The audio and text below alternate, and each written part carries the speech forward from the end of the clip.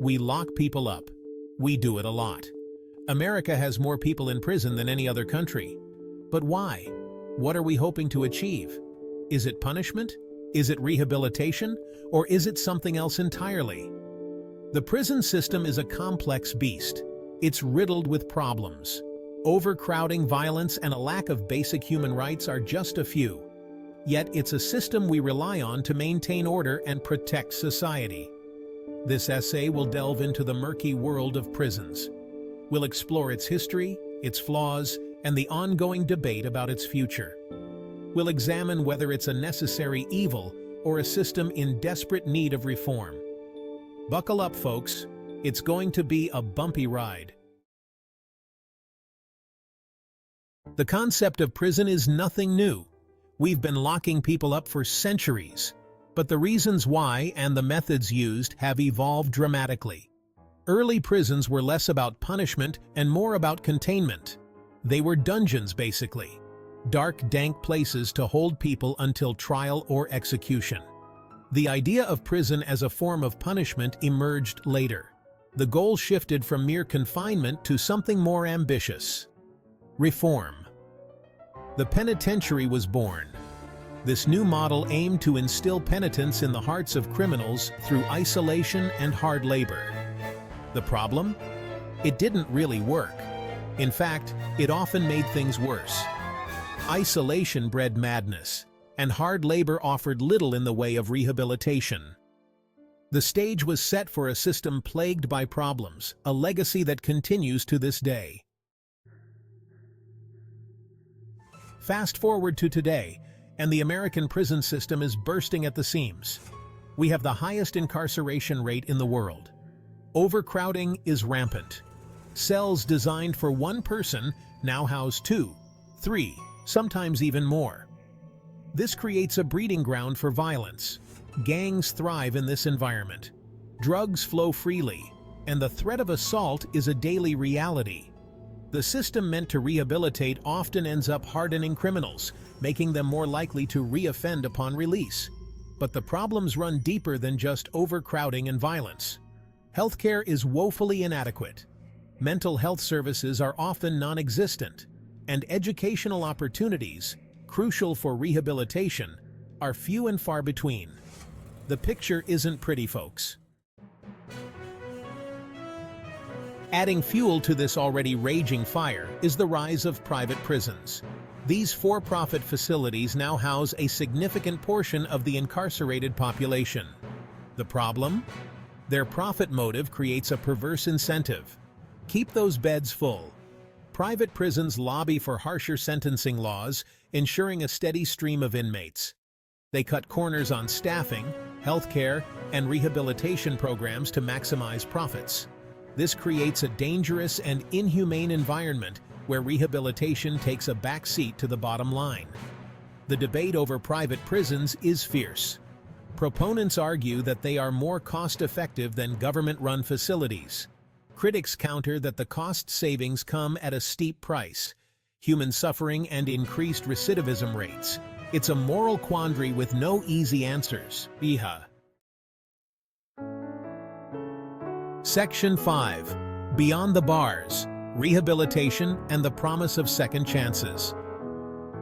But it's not all doom and gloom, folks. There are glimmers of hope.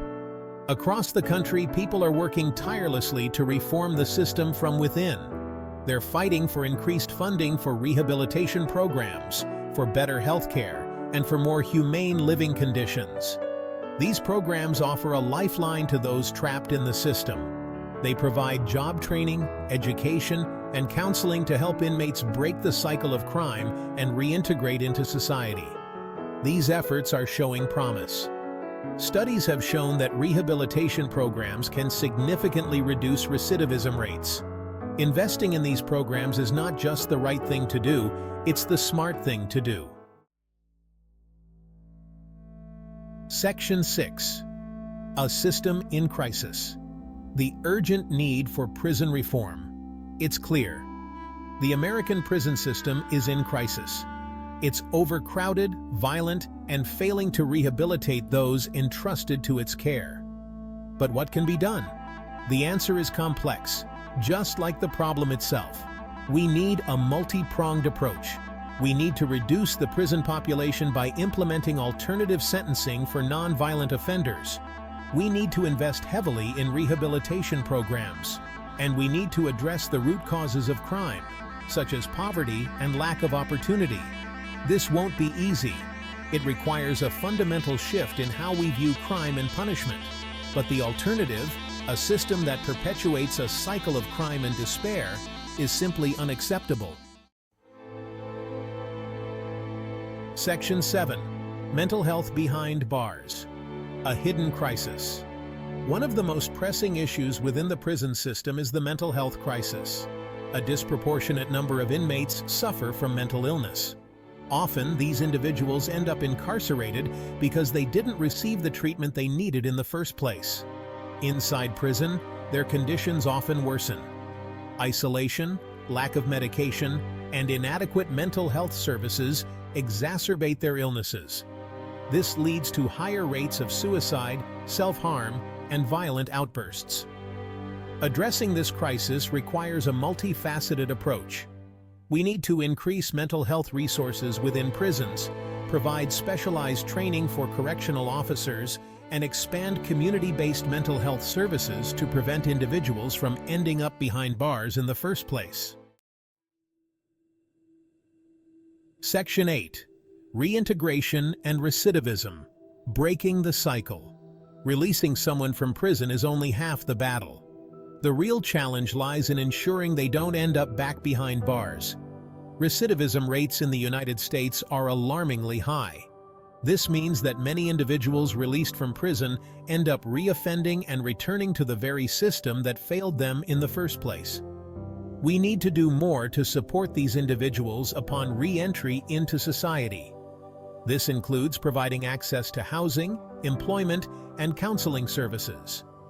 By investing in reintegration programs, we can help break the cycle of recidivism and give former inmates a real chance at a second chance. Section 9. The high cost of incarceration, financial and social impacts. The financial burden of mass incarceration is staggering. Taxpayers foot the bill for housing, feeding, and guarding millions of inmates. This money could be better spent on education, healthcare, and other social programs that benefit society as a whole. But the costs extend far beyond dollars and cents. Mass incarceration has devastating social impacts. It disproportionately affects communities of color, tearing families apart and perpetuating cycles of poverty and crime. Reducing the prison population and investing in alternatives to incarceration would not only save money, but also strengthen communities and create a more just and equitable society.